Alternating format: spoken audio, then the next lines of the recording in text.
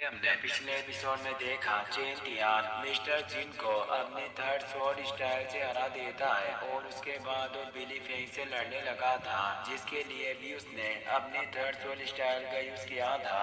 लेकिन उसकी ये टेक्निक बिली फेंग के खिलाफ काम नहीं करती, इसीलिए अब जीतने के लिए चेन तियान अपनी 13 स्वॉर्ड स्टाइल में से फोर्थ टेक्निक का यूज करता है, जिसकी उसने ज्यादा प्रैक्टिस नहीं की थी। लेकिन जब वो उसे यूज करता है तो अपनी पूरी स्ट्रेंथ लगाकर उसे हेवन लेवल टेक्निक बना देता है और उसकी मदद से बिली फेंग को हराकर कंपटीशन को जीत जाता है। फिर अब हम बिली पैलेस का सीन देखते हैं, जहाँ पर सिटी लॉर्ड खड़ा था। तभी वहाँ बिली बांगजी आ जाता है, जिससे लॉर्ड पूछता है कि प्रिंसेस कैसी है। तो बांगजी उससे कहता है कि प्रिंसेस अब ठीक है और अपने पैलेस में आराम कर रही है, उन्हें 2 हफ्ते आराम करने के लिए कहा गया है। लॉर्ड बांगजी से कहता है कि मैं कंपटीशन में जीतकर सभी फैमिलीज को अपनी पावर दिखाना चाहता था, लेकिन मैंने सोचा नहीं था कि चेन तियान बीच में आकर मेरा पूरा प्लान खराब कर देगा। ये सुनकर अब बांगजी कहता है कि चेन फैमिली ने कई बार हमारे लिए काम करने से मना किया है, इसीलिए वो आगे चलकर हमारे लिए मुसीबत साबित हो सकती है, इसीलिए हमें जल्द से जल्द उसे खत्म करना होगा। ये सुनकर लॉर्ड बांगजी से कहता है कि जाओ और वेन बुफेन को बुलाकर लाओ, मुझे उसके साथ कुछ बात करनी है। अगर चेन फैमिली हमारे ऑर्डर्स नहीं मानती है तो हम उसे छोड़ नहीं सकते। लॉर्ड की बात सुनकर बांगजी वहाँ से चला जाता है। अगले सीन में हम चेन तियान को देखते हैं, जो अपने डेड और चेन फेंग के पास आता है, जो एक रूम में बैठे थे और बात कर रहे थे। चेन तियान को देखकर चेन फेंग खुश होता है और चेन तियान की इंजरी के बारे में पूछता है, इसीलिए अब चेन तियान उससे कहता है कि आपको अब चिंता करने की कोई जरूरत नहीं, मैं अब बिल्कुल ठीक हूँ और लुओक्सी भी ठीक हो गई है। चेन तियान कहता है कि हमें वेन फैमिली और गु फैमिली से जीती हुई भेंट के लिए कुछ एक्शन लेने होंगे। दरअसल वो सभी अब अपने टाउन में आ गए थे और अब चेन तियान उन्हें वेन और गु फैमिली से जीती हुई जगह को सीज करने के लिए कह रहा था, इसीलिए चेन फेन भी इस बारे में सोचता है और जल्द से जल्द उन फैमिलीज के पास जाकर जीती हुई जगह को अपने कंट्रोल में लेने के बारे में कहता है।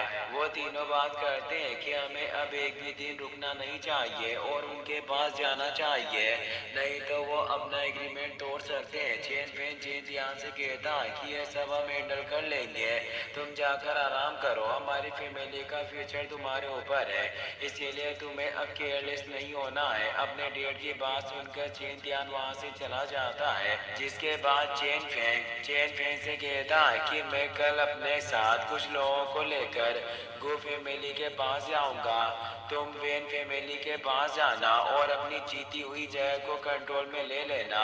अगले दिन चेन फेन कुछ लोगों को अपने साथ लेकर वेन फैमिली के सिल्वर बीच वुड फॉरेस्ट के पास जाते हैं, जहाँ के गेट पर उसे वेन फैमिली के कुछ एल्डर्स दिखते हैं, जो चेन फेन को वहीं रोक लेते हैं। उनमें से एक एल्डर का नाम वेनिंग था, जो चेन फेन से कहता है कि चेन फैमिली लीडर आप तो बहुत जल्दी आ गए, लेकिन अब चेन फेन उसे कहता है कि अब मैं फैमिली लीडर नहीं हूँ, अब मैं फैमिली प्रोटेक्टर बन चुका हूँ। वेनिंग चेन फेन से कहता है कि तुम तो अपने साथ बहुत सारे लोगों को लेकर आए हो, तुम करना क्या चाहते हो। ये सुनकर चेन फेन कहता है कि क्या तुम तीनों फैमिलीज के बीच हुए एग्रीमेंट को भूल गए हो। ये सुनकर एक दूसरा एल्डर जिसका नाम वेन यांग था, वो चेन फेन से कहता है कि क्या गु फैमिली ने एग्रीमेंट पूरा कर दिया। तो अब ये सुनकर चेन फेन कहता है कि फैमिली लीडर चेन फेन गु फैमिली के पास ही गए हैं। यह सुनकर वेन यांग कहता है कि इसका मतलब गु फैमिली ने भी अभी तक एग्रीमेंट पूरा नहीं किया है, और अगर वो एग्रीमेंट को नहीं मान रहे तो हम भी इस एग्रीमेंट को नहीं मानेंगे। ये कहकर वो सभी लड़ने के लिए तैयार हो जाते हैं। ये देखकर और उनकी बातें सुनकर चेन फेन समझ जाता है कि वो एग्रीमेंट को तोड़ना चाहते हैं, इसीलिए अब चेन फेन भी अपने साथियों के साथ उनसे लड़ने के लिए तैयार हो जाता है। पर तभी अब वहाँ पर वेन बुफेन आ जाता है, जो चेन फेन को रुकने के लिए कहता है। वेन बुफेन चेन फेन से कहता है कि मेरे बेटे की मौत हुई है और मैं उसके फ्यूनरल का अरेंजमेंट कर रहा हूँ, इसीलिए मुझे 7 दिन का वक्त दो। मैं 7 दिन बाद तुम्हें प्रॉपर्टी हैंड ओवर कर दूंगा। वेन बुफेन की बात सुनकर चेन फेन उसे कहता है कि ठीक है, मैं 7 दिन बाद यहाँ आऊंगा, लेकिन अगर 7 दिन बाद भी तुमने कोई बहाना बनाया तो मुझसे बुरा कोई नहीं होगा। ये कहकर चेन फेन अपने लोगों के साथ वहाँ से चला जाता है। वेन बुफेन अपने भाइयों से कहता है कि मुझे इसका स्टोन माइन चाहिए थी, अगर वो हमें मिल जाती तो हमें बहुत ज़्यादा फायदा होता। ये सुनकर उसके भाई उसे पूछते हैं कि क्या वो स्टोन माइन इतनी ज़्यादा कीमती है कि उसके लिए तुमने अपने पूर्वजों के ट्रेजर को बेड में लगा दिया। ये सुनकर वेन बुफेन उन्हें बताता है कि उस माइन के नीचे एक ट्रेजर है जो इतना कीमती है कि तुम सोच भी नहीं सकते। अगले सीन में हम चेन फेन और चेन फेंग को देखते हैं। चेन फेंग भी गू फैमिली के वहाँ से खाली हाथ लौटा था, क्योंकि गू फैमिली ने भी 7 दिनों की मोहलत मांगी थी। इसीलिए चेन फेन को शक होता है कि वो सभी 7 दिन के अंदर कुछ करने वाले हैं, लेकिन अब चेन फेन और चेन फेंग ने उन्हें कह दिया था कि वो 7 दिन बाद आएंगे, इसीलिए वो 7 दिन बाद ही जाने की सोचते हैं। इसके बाद हम चेन जियान को देखते हैं जो कल्टिवेशन रूम में बैठा था और कल्टिवेशन कर रहा था। तभी वो मार्शल आर्ट्स के लेवल 2 पर ब्रेक थ्रू कर लेता है, लेकिन उसे कुछ अजीब लगता है क्योंकि वहाँ की स्पिरिचुअल एनर्जी को मार्शल स्पीड ने ऐसो नहीं किया था। तभी वहाँ एम्पर जियान आ जाता है जो अचानक बाहर आया था, जिसे देखकर चेन जियान डर जाता है। इसीलिए वो एम्पर जियान से कहता है कि तुम एक भूत की तरह आकर मुझे डरा क्यों रहे हो। तो अब चेन जियान की बात सुनकर एम्पर जियान उसे कहता है कि क्या तुम ये चाहते हो कि मैं यहाँ से चला जाऊँ।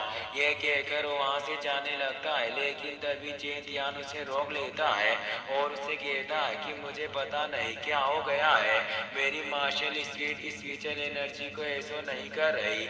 ये सुनकर एम्पर जियान को सोचता है और चेन जियान को फिर से कल्टिवेशन करने के लिए कहता है।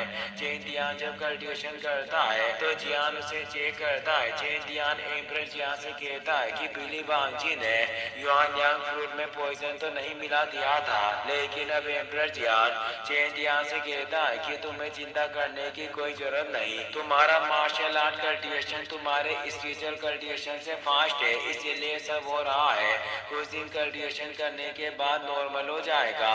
ये सुनकर चेन जियान चेन की सांस लेता है, लेकिन इसके बाद वो एम्पर जियान से पूछता है कि रॉयल सिटी के कंपटीशन में तुम कहाँ थे, मुझे तुम्हारी मदद की बहुत जरूरत थी। चेन जियान की बात सुनकर एम्पर जियान उससे कहता है कि तब मेरी बॉडी मेरे माइंड से सेपरेट हो गई थी और मेरा माइंड अर्थ और हेवन के बीच घूम रहा था। ये सब सुनकर चेन जियान को कुछ समझ नहीं आता और वो एम्पर जियान से पूछता है कि इसका क्या मतलब है। तो अब एम्पर जियान से उसको बताता है कि तब मैं सो रहा था। एम्पर जियान की बात सुनकर चेन जियान हैरान हो जाता है और उसे एम्पर जियान पर गुस्सा आता है, लेकिन तभी एम्पर जियान उसे कहता है कि मैं तुम्हें अकेला छोड़कर तुम्हारे पोटेंशियल को चेक कर रहा था।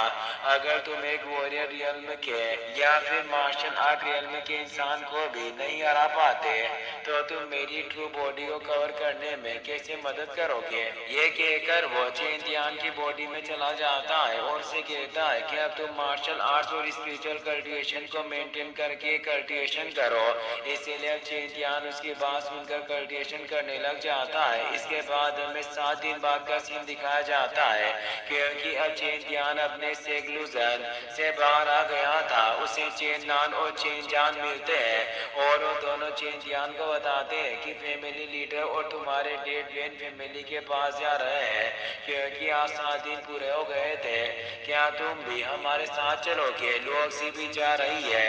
ये सुनकर चेन जियान भी उनके साथ चलने के लिए तैयार हो जाता है। अगले सीन में जब वो सभी लोग वेन फैमिली के पास जाते हैं तो वहाँ उन्हें फिर से वही एल्डर मिलते हैं। वो वेन फैन से कहते हैं कि हमारे फैमिली लीडर अभी बाहर गए हैं, इसीलिए शाम को जब वो वापस आएंगे तभी हम एग्रीमेंट को पूरा करेंगे और तुम्हें प्रॉपर्टी हैंड ओवर करेंगे। लेकिन ये सुनकर चेन फैन को गुस्सा आ जाता है और उन सभी में बहस हो जाती है। इसीलिए चेन जान चेन दियान और लुओक्सी से छुपकर अंदर जाने के लिए कहता है, क्योंकि वो देखना चाहता था कि अंदर वेन फैमिली के लोग क्या कर रहे थे। जब वो छुपकर अंदर जाते हैं तो उन्हें वहाँ वेन फैमिली के लोग दिखते हैं जो सिल्वर बीट्स के पेड़ों को काट। हेलो गाइस, आपको ये वीडियो कैसा लगा? अगर वीडियो अच्छा लगा तो वीडियो को लाइक एंड चैनल को सब्सक्राइब कर दीजिए। मिलते हैं कैसे नए वीडियो के साथ। Thanks for watching.